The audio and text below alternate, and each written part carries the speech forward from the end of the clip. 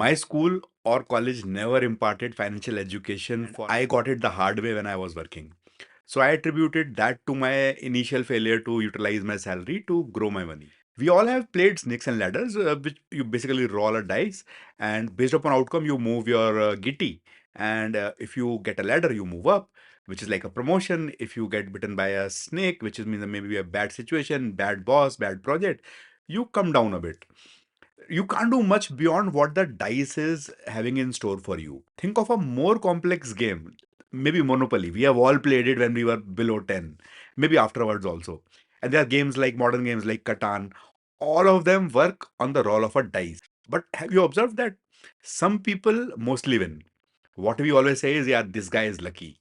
Sometimes we also win and we say, okay, this time we did well.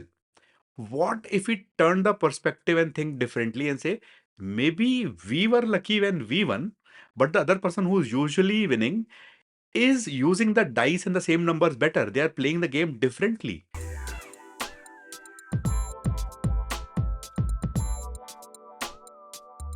In the initial days, a lot of us tried to make money in the equity market by investing in penny stocks. The very first thought I had when I started in 2007 was buy something which is 1 rupee, 2 rupee, and it will eventually become 1000 rupee or 2000 rupee. Penny stocks are basically 1 rupee, 2 rupee kind of stocks. The companies are usually worth few crores. And then there are small caps. Small cap by definition is companies that are having a market cap of 5000 crore or less. Then there are mid caps, 5,000 crore to 20,000 crore, large caps, which are 20,000 crore plus. A lot of people are like, when I say, why don't you buy Nestle? They say it's 25,000 rupees for one stock. I would rather buy 1,000 of 25 rupees stocks. It doesn't happen like that. A 25,000 stock like Nestle, if it moves 1% in a day, it will move 250 rupees. A penny stock of 1 rupee, even if it moves 10%, it will move by 10 paisa. Your capital moves in percentages, not absolute amounts. So it is not true that small caps will make more money for you if they are successful.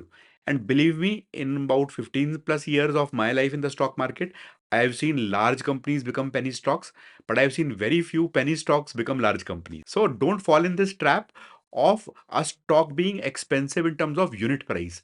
In India, we don't allow buying fraction of the stocks. So you have to buy one Nestle. By the way, Nestle is gonna split into 1:10. The stock will become 2,500 rupees from January. But don't hesitate in buying lesser quantity of more quality stocks. So Nestle will probably still end up making more money than a penny stock. Penny stocks are for trading, for volatile markets. They're 5, 10%, 15% movement in a day. They are again just like FNO I mentioned earlier, for sophisticated traders, full-time traders who have understood the price movements of that stock. They are not in FNO. No penny stock trades in FNO, by the way. So penny stocks are meant for traders who have seen the patterns, who keep strict stop losses, who exit trades if the stock is moving in the wrong direction.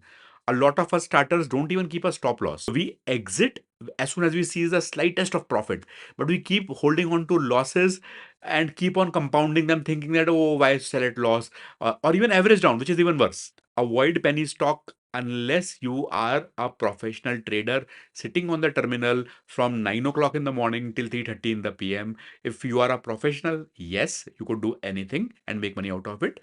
If you are an employee, if you're just starting in your career, avoid burning your money. There are two elements of startups. One is the fantastic learning experience, and I have worked in a lot of startups and I have learned a lot with startups. The second part is stock options that could make you uber rich if the startup becomes successful. While a lot of people have been on the internet which have made great money by working for a startup, let me tell you one dark side of it. A lot of startup founders have been exploiting people, especially in the early years, by offering them stock options, 1,000 stocks, 5,000 stocks, 50,000 stocks. They don't mean anything till they are realized. Do you know, if you have been offered stocks, then what is the market cap of the company when the company will list or sell off? Are the founders clear on their exit strategy? Do they know when they will basically go to the National Stock Exchange or Bombay Stock Exchange? Are they offering you a guaranteed buyback, say 3 years down the line? What happens if you guys separate after say 2 years, 5 years, 10 years?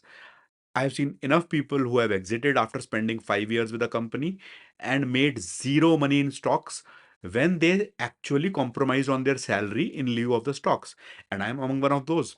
I've probably have been offered stocks in about 5 companies, and I have never made a single penny out of stocks. Again, I have learnt my lessons and I don't now take stocks in lieu of salary any longer.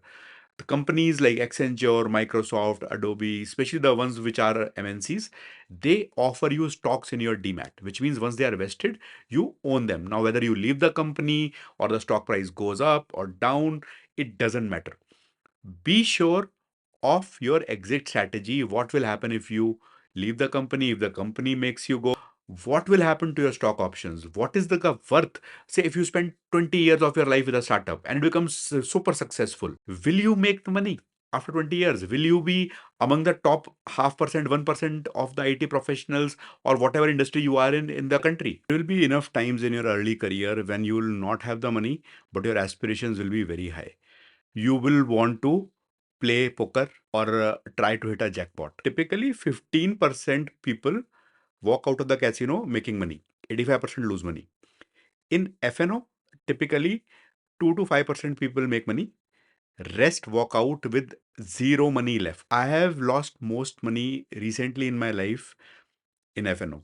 Despite being in the market for over 15 years, I still could not manage to make money out of it in the longer run, and I quit recently. Unless you are a compulsive full time trader who knows the tricks, who has the best computers, who can fight the big traders, you have the best algorithms, you have fast internet, you have people who understand the movement of markets up and downs, the volumes, the way people are heading, gonna hit stop loss most, and you capitalize on that.